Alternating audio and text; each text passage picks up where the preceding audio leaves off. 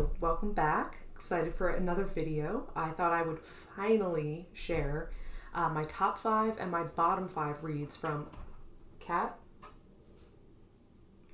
Decide, are you in or are you out? Are you in or are you out? My cat cannot decide whether she wants to be in the room with me or out of the room with me. What do you want? Anyway, I wanted to finally film my top 5 and my bottom 5 reads from 2022. Like I mentioned in my last video, which if you haven't seen it, you should go check it out. I read 40 books in 2022, which for me is actually a big number. It's kind of hard for me sometimes to find the time, but I found somewhere in 2022, in deep pockets of time, I found the time to read 40 books. And instead of going through each book, because that video would be really long, because there's some books that I have a lot of thoughts on, I figured the best way to just kind of showcase the highlights and the lowlights, I guess, would be to show you the top 5 and the bottom 5 books. I'm probably going to show the bottom 5 first, just to get those negative Nancy's out of the way, and then show you the top 5 to kind of round it off. To pick top 5 out of the 40 books I read this year was really difficult. And it was also actually difficult to pick the bottom 5 too, because I read some overwhelmingly very good works. So I will go through them. Grab a snack, grab a coffee. You look great. Join me. I should also preface, these are in no particular order. If they're in the top 5 or bottom 5, to rank them in there, I found to be kind of hard, especially for the top ones. So these are just the ones that, like, the top 5 and the bottom 5, the order I go in doesn't make any difference. Great, let's get started. Starting us off is The Bridges of Madison County, which doesn't look like anything because I bought this book without a jacket, but it's The Bridges of Madison County by Robert James Weller. Listen, I have listened to the music from the musical version of this. Great music. Very beautiful. So I was like, oh, well, let me see the book. Let's see what's up with the book. This was beyond cheesy. Like, beyond cheesy. And it wasn't the kind of self-aware kind of cheesy that I like. This was not that self-aware, I thought. And I just was sitting through this like, okay. I was a little bored. It was a quick read. I got through it really fast. But I was just bored. I started actually writing book reviews on my website, which I will link below, because yes, another white girl on the internet needs a blog. If you want my full details on it, I won't go into too much detail here. It was not self-aware enough for me to be this corny. I'm not really like a romance book kind of person. If it has romance in the book, I'm into that. But this was very much like a romance. And I'm more interested in because there's actually some good tension built up here between the two characters. I was like, ooh, like you can feel that they wanted to be together, but they couldn't. So that was pretty palpable and written pretty well. But I'm always more interested in that end of things than when they actually get together. And then when they actually consummated things, I was like, okay, like it did nothing for me. And their separation as well. And people are like, it's devastating. I was not that devastated. I just don't think I cared enough about these characters. I didn't even explain the plot of this book. And so it takes place in, I want to say the 60s, the early 60s. And it's about this photographer whose name is Robert. Coincidence? So it's the author's name. He's kind of a vagabond. He technically is from Washington, but he kind of travels all over because he shoots for National Geographic. And he is on a project in Iowa to take photos of, I believe it's 9 bridges, these covered wooden bridges of Madison County, Iowa. And on his way, he's taking these photos. He can't find this one particular bridge, so he stops at this random farmhouse in the middle of nowhere and asks for directions to this farmhouse. Asks for directions to this bridge. And he meets Francesca, who is originally from Italy, but married after World War II to this man named Richard, who just seems like a real treat. And she comes to live in Iowa. So she's a little bit bored. Her husband doesn't really touch her anymore. Like she's pretty bored with her life, but she is, she has 2 kids. She's kind of happy to just be in that life. And then she meets Robert Kincaid, and then sparks fly. And they spend basically, because her husband and children are away, they spend like 3 days together, and then they separate forever. And I'm supposed to care, but I just really didn't care. Sorry. It just wasn't this was a huge bestseller when it first came out in the mid-90s, and it feels very mid-90s. A huge bestseller, but I just This just wasn't for me. So this will be going, as with all the bottom 5 books today, is going into a little free library, and maybe somebody will prefer it. Next, I take back what I said earlier. I'm not ranking these bottom 5 at all, but this one definitely comes in at the bottom. This book sucked. And it is The Black Swan by Nassim Nicholas Taleb. I hated this. Look, I have dabbled in psychology. I was a minor in school. I've always liked to read books about psychology. So I don't know what it was about this book, but I read the back of this book and was like, oh, this is going to be like a psychology or a sociological type book. It wasn't. No, it wasn't. It was more of a philosophical book, which again, I can get on board with philosophy. I usually can get on board. But it also was super financial and super statistics heavy. And I hate statistics. That unit in math growing up and that unit in psych, because it is a unit in psych usually. I just hate. I don't understand it. I don't care about numbers. I don't care. And this got really into numbers and the world of finance and statistics. And God, I couldn't care. I just could not care. Black Swan is an event, positive or negative, that is deemed improbable yet causes massive consequences. That is what's defined as Black Swan. And I was like, oh, that's interesting. He's going to go into examples. He's going to give anecdotal evidence about what the Black Swans do and how they affect people and what are the sociological implications. That's what I thought this book was going to be. It wasn't. It was just going into like really statistically how they function. There's bell curves in here. Oh no, he went to a whole diatribe. He doesn't like bell curves. Okay. All of that could have been forgiven though if the tone of the author wasn't so fucking awful. His tone throughout this whole thing was terrible. He was so pompous, so full of himself. If you looked up his address, I'm sure it's right up his own asshole. I think he just thought that he was God's gift to man because he came up and coined the term the Black Swan, which, yes, is used. If you turn on Bloomberg, you'll see it on there. But, like, I just was like, shut up and don't patronize me, but just tell me what this is. I get you're the expert. Just tell me what it is without treating me like I'm a 4th grader. It just was awful. So, like, already it was dry and boring. And then on top of it, he was like, it's a little complex for people to understand. Shut up. Just shut up. Like, it turned me off to this book so badly. Actually, thinking about it now, I should probably change it to 2 stars. I think I set it to 3 to make myself look smarter. No, this just sucked. So, this is going to a little free library. I might put a big sticker on it that says, not psychological, very financial. The next, I was pretty disappointed by this one because it gets rave reviews, including just Goodreads in general. Like, has a shrine to this book somewhere. The Alchemist. This is a much beloved book, not just in the US, but just worldwide. This is a phenomenon and is now a modern classic. It's about a boy. He starts off in Spain. He's a farmer. He's a shepherd. And he is on his quest. He's going on this quest, on this journey to go to the pyramids in Egypt. And along the way, he meets, a wise king. He meets magic men. He meets a guy who sells crystal glass. And he meets the Alchemist. Boring. Sorry, this was boring. I know someone has said this before. I think it was Emma on her channel that was like, it's very Pinterest quote-y. And that is so accurate. And I saw that review of hers before I read this book, and I was like, well, we'll see for ourselves. I like to form my own opinions. She was 1,000% right. Like, this just felt very, like... Let's put it this way. This book is someone trying to be deep, but they're not that deep. It's like, oh, like, isn't it crazy how we're all just in a society? Okay? Yeah. Maybe because I just read Cultish. It just seemed like they were, like, coming up with new vocabulary words to, like, indoctrinate you in this world. It's very surface level, very on the nose, and just not really that deep. But it's annoying that everybody thinks this is super deep.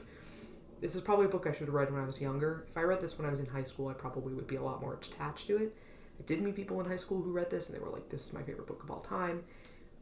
But having, like, read other things and, like, lived some more life than we did in high school, it didn't hit me. And it's a shame. I mean, maybe I'll come back to it. Maybe something has to happen in my life. Maybe this just meets people at a certain time. It just didn't meet me at the right time, I think. Because I was bored. Sorry, Paulo. It's going in the little free library. The next is Krakatoa by Simon Winchester. This also was a bit of a disappointment. There's a very specific SpongeBob reference about Krakatoa. If you know it, you know it. But I was always like, no, what actually does that mean? And then when I actually looked up I looked up Krakatoa in Google, I was like, oh, Captain Magma. Oh. I was like, okay, they're making actually kind of a dark historical reference.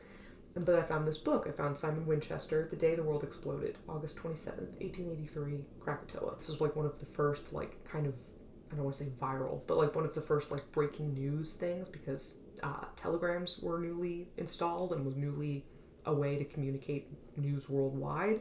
So this was one of the first events where that happened. So on the surface, I was like, yeah, that sounds interesting. That sounds good. And also I love reading about the ramifications of such natural disasters on the society.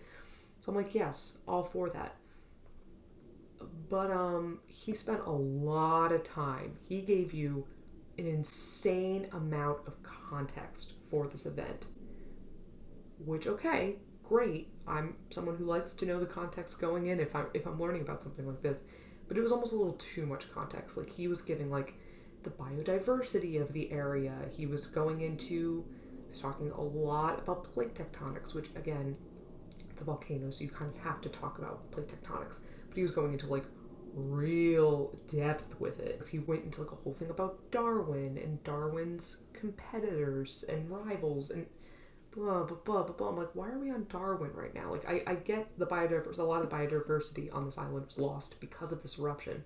But we're going really far into Darwin right now. And I'm like, come back. I want to get back to the day it happened. I just feel like he didn't focus on the day enough. And it just was, there's just so much that wasn't about the actual eruption. And that's really what I came to the book for. It was good, and again, it was hard for me to pick my bottom 5 because I read such good books. So even this wasn't the worst book in the world. Winchester provides a thoroughly detailed and terrifying account, says the Chicago Tribune.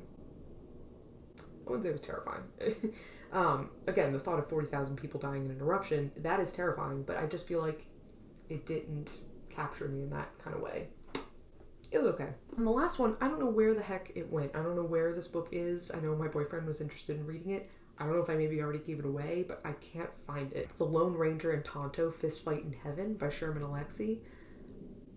I was underwhelmed. This is a collection of short stories. It's short stories, but he uses kind of the same characters all within kind of the same world, but there's no plot, obviously. They're all kind of loosely connected. He's very funny, Sherman Alexie. All his writing I find to be very funny.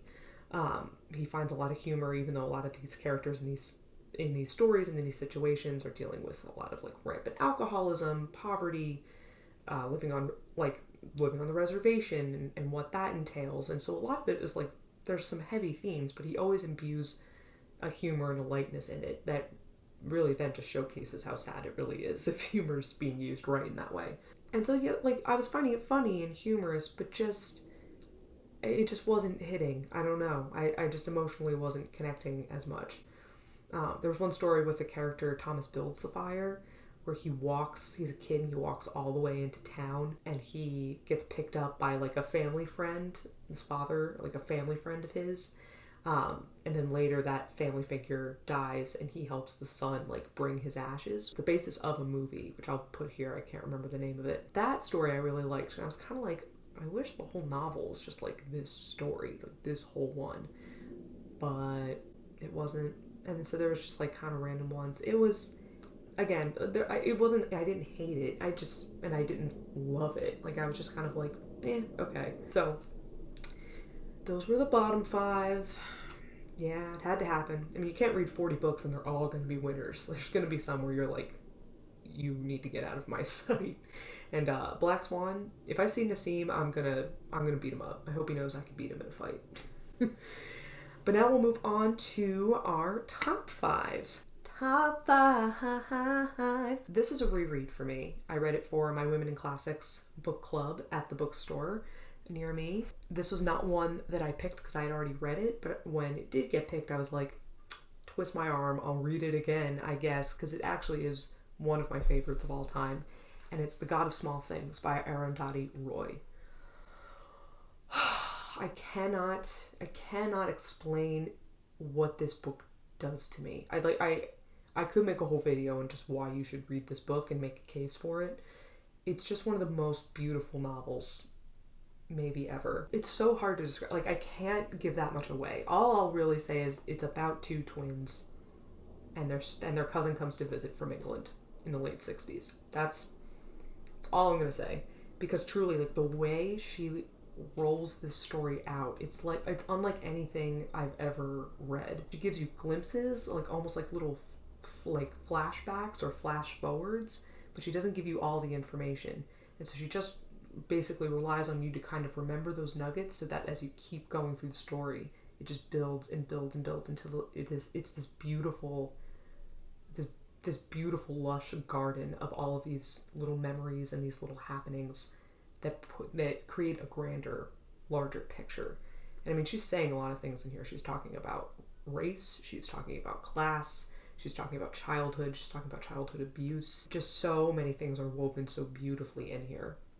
And the back says, compared favorably to the works of Faulkner and Dickens. I definitely get the Dickens bent in here. Maybe just because I've been reading a ton of Dickens at the same time.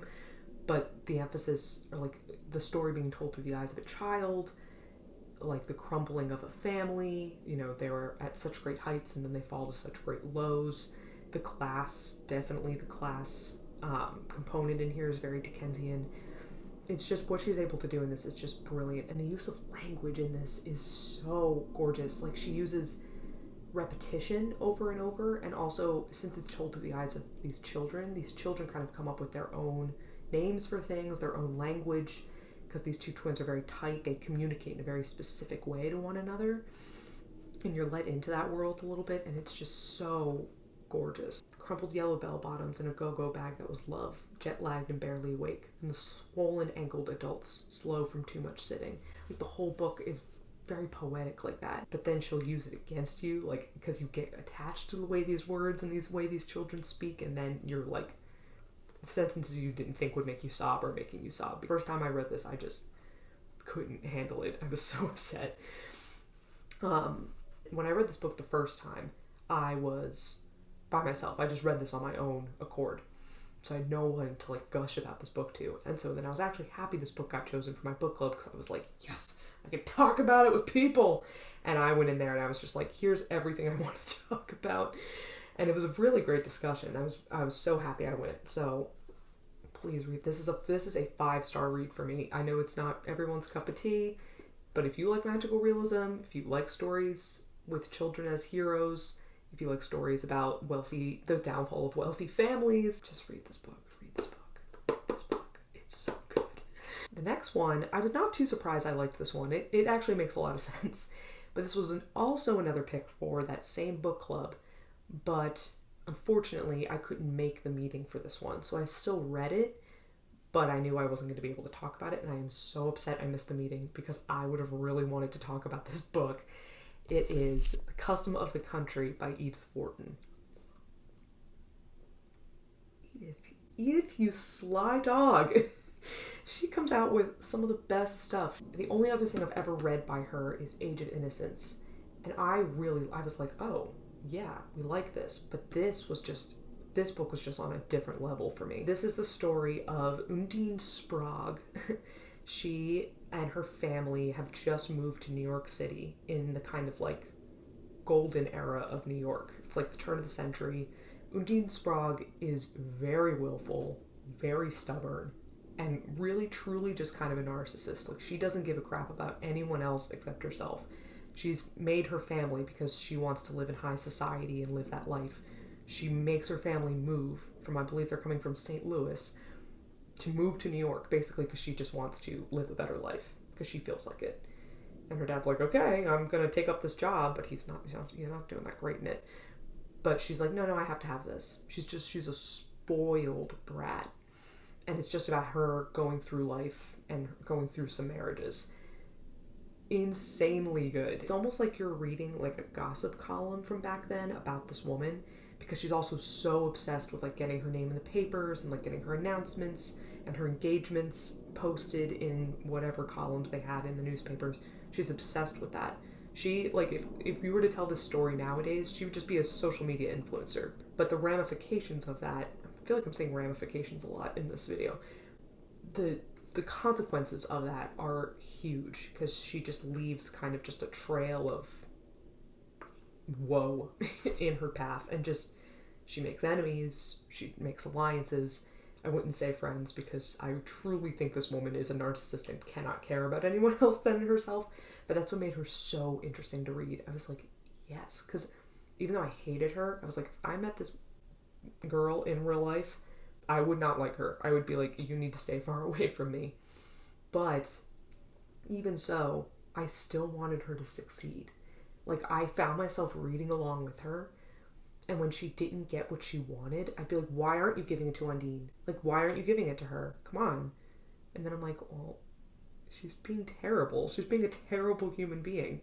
But I couldn't help but root for her. I wanted her to win so badly. That's why I was like, Edith, you sneaky mommy. Like, you just snuck up on me there. That's how well written the book is. I cared about this character, even though I knew she was a terrible person. And I just wanted her to grow and, like, feast off men, because that's kind of what she's doing in this book. I think this is the Edith Wharton that doesn't get the love. I think Age of Innocence does. Even Ethan Frome gets more love. But this one, like, just good sheer fun. It's just like a good sheer fun classic novel. And, like, beautifully written still. Like, it's not like it's complete pulp. It's beautifully written. She's a cold-hearted bitch, and we love her. Custom of the Country, Edith Wharton. So good! Ooh, the next one, dang, this book club just picked some really good books. This was also part of the book club, but luckily I got to make this meeting, and I was so glad I did, because the discussion around this was so amazing. It is Lucy by Jamaica Kincaid. Truly one of my favorites from this last year. This is so good, and so unassuming. I was going in being like, sure, I'll read this, but I didn't know, like, how much I was really going to enjoy this. It's basically, it takes place also in the 60s. It takes place in a different time. It's this woman, Lucy. She's a young woman. She's like in her late teens, early 20s. She is from Antigua. I think she's from Antigua. And she goes to work for this very wealthy family in New York City. They have 4 kids. They're like classic blonde hair, blue-eyed American couple with 4 kids in New York City. She goes to work as an au pair. And it's just about how she is grappling with the relationship with her own mother, who's back home on the islands, and how she's trying to kind of distance herself from her mother for reasons that we're not really sure of when the book starts. And it's also her coming to terms with feeling very othered because she's a black woman from the islands living amongst this very wealthy white family and working for them. Because she grows close to them, but also it's a working relationship. There was a movie that just came out about a Senegalese woman that works as an au pair called Nanny. Highly recommend that movie. That movie really reminds me of the conversations that this book is having. But the prose in this, it's kind of difficult prose. Like, Lucy has like a very harsh tone to her, which I also found to be so interesting. She's not trying to please you as the reader. She's not trying to please anybody. She's just like, this is how it is, and I hate my mother. And you're like, go off. She's very, very angry. She's a very angry young woman, but yet underneath it all, she's so tender. And the way the prose is written just lends itself to that so beautifully, because she's so blunt and sharp. But then she'll also be like, I hate my mother, but also I miss her every day and I can't stop thinking about her. There's one part of this book that I can't stop thinking about is they go on a trip. She's with the family, the white family. They go on a trip. And the mother of the family, they're passing by this field of all these daffodils. And the mother is like, oh my gosh, aren't those daffodils just so beautiful? They're like my favorite flower. And Lucy is like, yeah, funny. When I lived in Antigua, they made us memorize a poem about daffodils. But I never saw a daffodil in my entire life. And she kind of shuts down the mother with that anecdote. And the mother feels badly. And it just shows that, like, the mother is, like, so naive about how to treat this woman.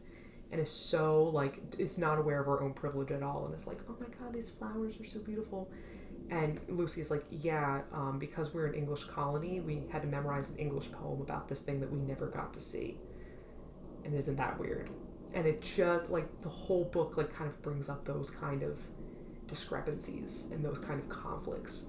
And it's just fascinating. This is not a book I hear anybody talking about, but it should be read. It is so good. I mean, I couldn't put this down. I was just going. And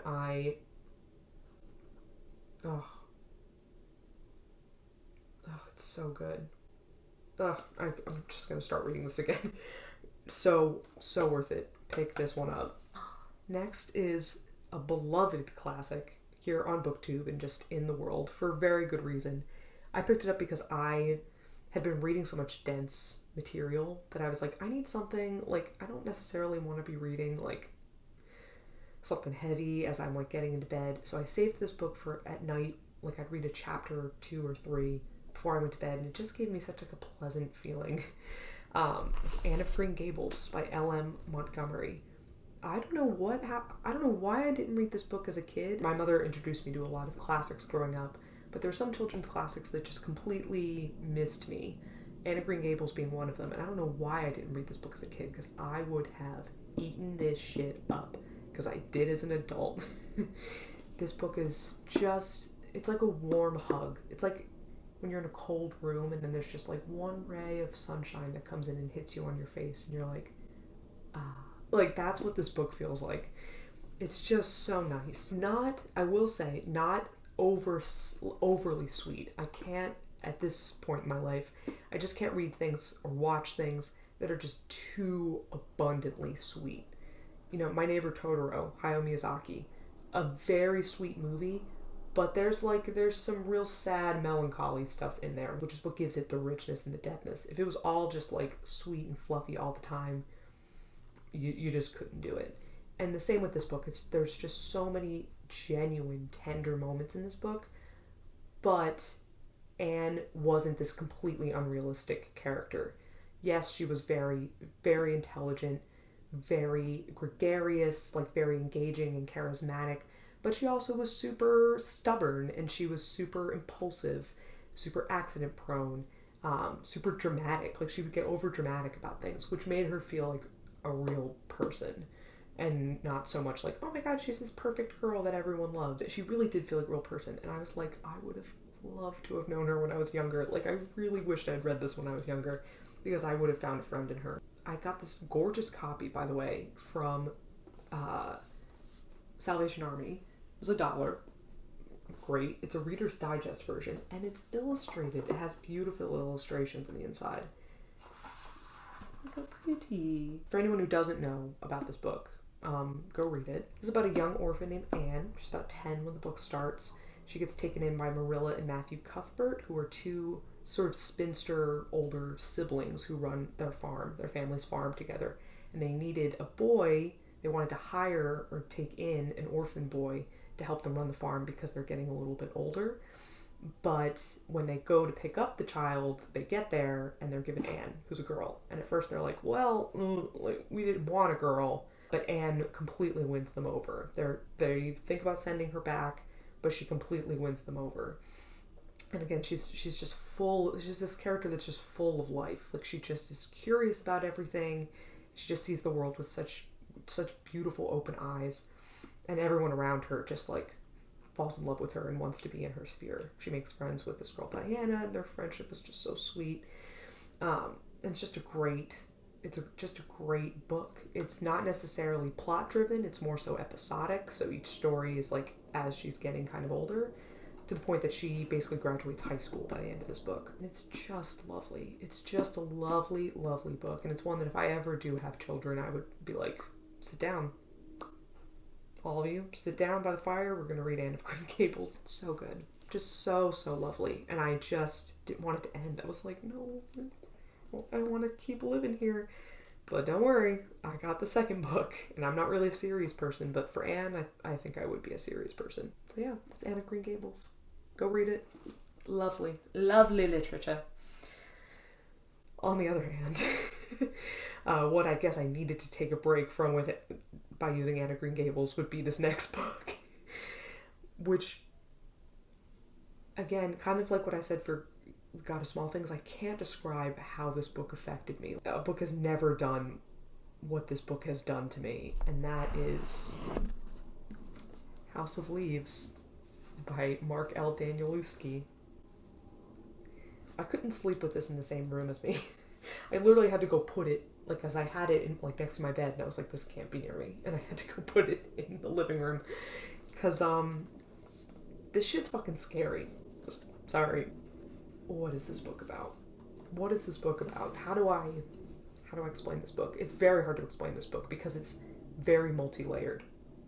But basically, at the heart of it, it's about this man, Will, who moves into this house in Virginia with his partner, Karen, and their 2 children, and their dog, and their cat. They have a cat, too. They move into this house in Virginia, and they find out that the house is bigger on the inside than it is on the outside. They come home one day, and there's just a new hallway that they didn't see before when they first moved in the house.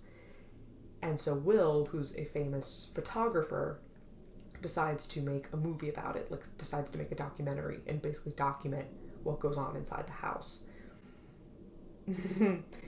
That movie is called The Davidson Record, and there's a guy named Sam Zampano who is writing basically like a scholarly account of the Davidson Record. Zampano dies, and this other guy, Johnny Truant, finds these writings this guy's been doing on the Davidson Record and starts to annotate and edit them himself, putting in his own footnotes. And then eventually that edition of it is taken over by these people called the editors, who you never learn who they are, but they're ostensibly the ones who have gotten the book from all of that into our hands, the editors. That's how it progresses. Confusing, but just think of it at its heart. It's about a house that is bigger on the inside than it is on the outside. Doesn't sound that scary, right? You're like, okay, sure. Like, I've seen Doctor Who. I know how the TARDIS works. Or you've just seen horror movies, because I watch a good amount of horror movies. I'm like, my threshold now, it takes a lot to scare me. Like, we'll see what this does. But I'm telling you, you'll obsessively read like 50 to 60 pages. You get really into it, and then you realize everyone in your house has gone to bed. It's dark. You're reading by one lamp, and it's deathly quiet. And then the dread sets in. Then you're like, oh no. And all of a sudden you look into your kitchen, and you just wonder if the kitchen, what if it just kept going? Like, what if it just got bigger? I had read a lot, and I was thinking about it a little bit too much, and I'm brushing my teeth, and it was very quiet, and my cat crunched on her dry food all of a sudden. I went, oh my god, it scared me so bad. This book is famous for so many reasons, and for so many good reasons. For that plot alone, that's terrifying, but also just how this book, because it's a spatially horrifying book, the way they play with space and the words on the page is just brilliant. I mean, this is no ordinary book. Like, you have to read upside down. You have to read, like, going through tunnels. There's sometimes just nothing on a page. There's footnotes all the way at the bottom of the page. This is probably the most, like, experiential book that I've ever read. Like, where I feel like I'm really experiencing what's going on in the book, just by the way it's laid out on the page, and that I've never experienced before. Sometimes when you're reading this, you feel like you're on meth. This will also test how well you know how to read footnotes. This will test your patience sometimes too, because sometimes you read a part that Zampano is like going off about, and you're like, okay, like sometimes it'll be really boring, but then it'll turn a corner really fast, and all of a sudden all that background exposition that you were getting kind of bored with is actually now very relevant.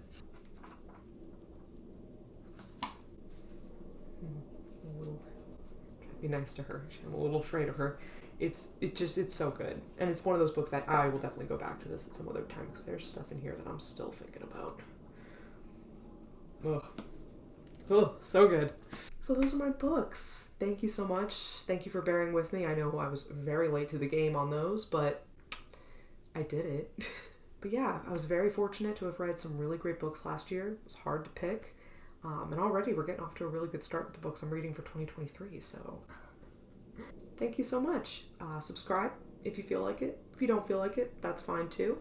If you want to tune into the next video, I should be uploading next week. I'm trying to keep it consistent, so come on back, hang out, read, Tell me what you're reading. I'd love to discuss it. Yeah. Thank you so much.